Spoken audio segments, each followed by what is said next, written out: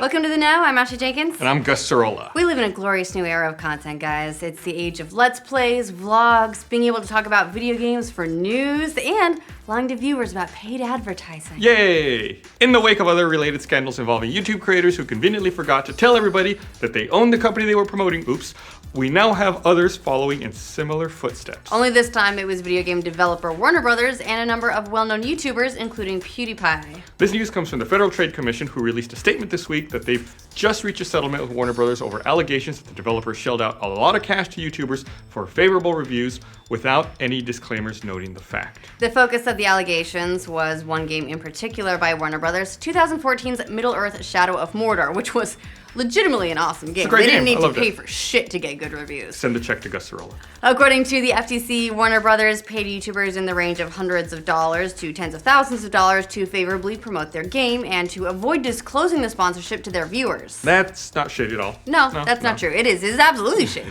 This course of action was taken by a firm hired by Warner Brothers to assist in marketing for Shadow of Mordor. The FTC's statement claims that the YouTubers were told to not only release positive coverage of advanced copies of Shadow of Mordor on their channels, but that they were also required to make one tweet and produce one Facebook post about it as well, which is actually like pretty standard for a sponsorship deal, with the exception being you're supposed to tell people about sponsorship deals. Hashtag ad. While reviewing Shadow of Mordor, let's be honest, they really weren't reviews at all. No. They were just paid ads. The personalities weren't allowed to display any bugs or glitches, nor mention anything negative about the game at all. And it gets worse than that. It's normal for a sponsor to ask you to only say positive stuff. That's usually par for the course if someone is paying you money in a deal like that, but typically it's pretty obvious that what you're doing is essentially an advertisement, and that wasn't the case here. The suit also alleges that Warner Brothers instructed personalities not to explicitly disclose the relationship in their videos or really disclose the sponsorship at all. So it's kind of like that machinima thing that came up with Xbox. Instead, all of the YouTubers who promoted the game were told that the disclosure should be buried in the text description for the video, well below the show more buttons, which nobody ever reads. Mm-hmm.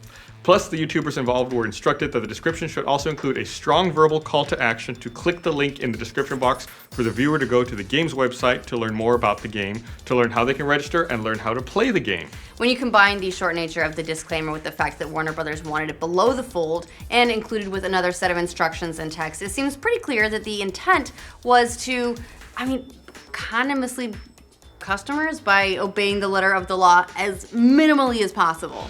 Warner Brothers wanted them to have to work to find the disclaimer, which is pretty much not okay as far as the FTC is concerned, and why they say Warner Brothers actively deceived its customers. As for the success of Warner Brothers' efforts, the videos that positively covered Shadow of Mordor without disclosing the paid nature of the advertisement totaled more than 5.5 million views, and 3.7 million of those belonged to none other than PewDiePie. The FTC named PewDiePie specifically in its statement, saying he was paid to play Shadow of Mordor in a video titled Shadow of Mordor Gameplay Part 1, Gamescom Demo, Ultimate Orc Slaying. That's a really long video title for YouTube. Long. If you're curious, that video does include the briefest of disclaimers in the text description. The disclaimer reads, "This video was sponsored by Warner Brother." Singular.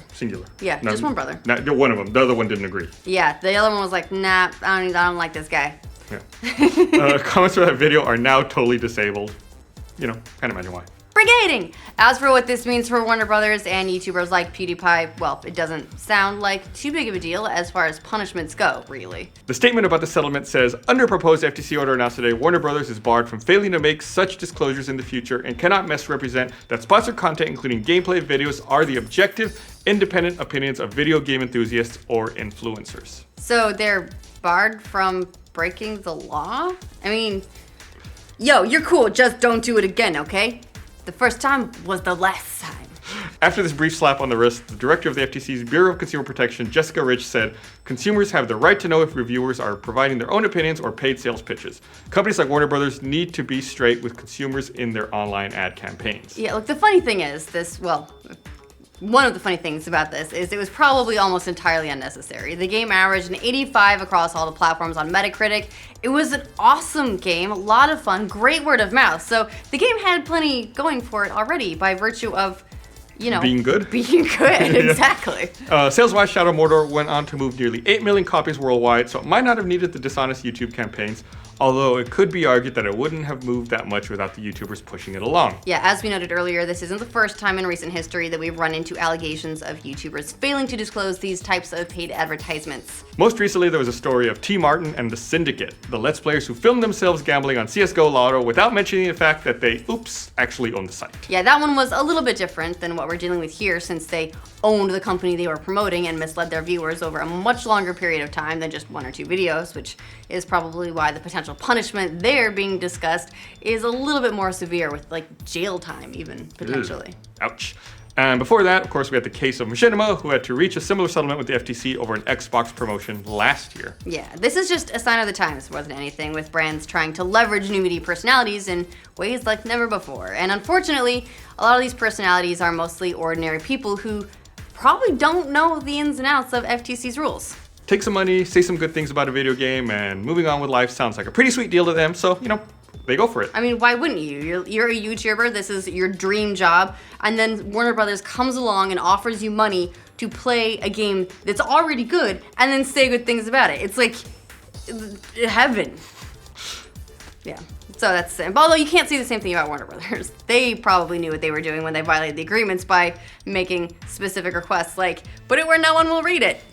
And they probably did it in the hopes of not getting caught or just getting a slap on the wrist like we saw here. Yes, which is exactly what they got. So yeah, especially when success. the rewards are so huge and greatly outweigh the risks. Yeah, a recent study by a marketing agency, Neville, an analyst from Newzoo, demonstrates just how big those rewards can be, too. YouTubers have a surprisingly huge impact on video game sales. Of a global audience of 500 million gamers who watch gaming content online, as much as 35% use YouTube just to hear about new games. The study found that traffic on Google looking for Papers, Please saw notably massive increases after coverage by the likes of Total Biscuit, Yogscast, and The Masked Baron on YouTube. And one Gus Sorola. I talked about it a lot. Who was not it's a good paid game. anything.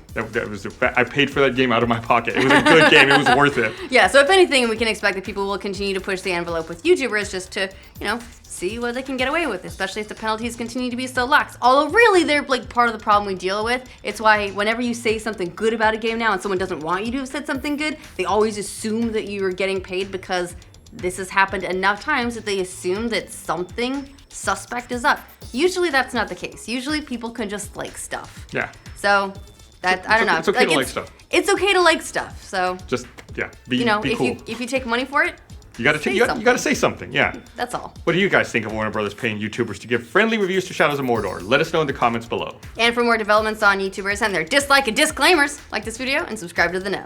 I'll be right back. I need to answer my Apple iPhone. Hello? Gus, that phone is amazing. Is it a good deal? You know it.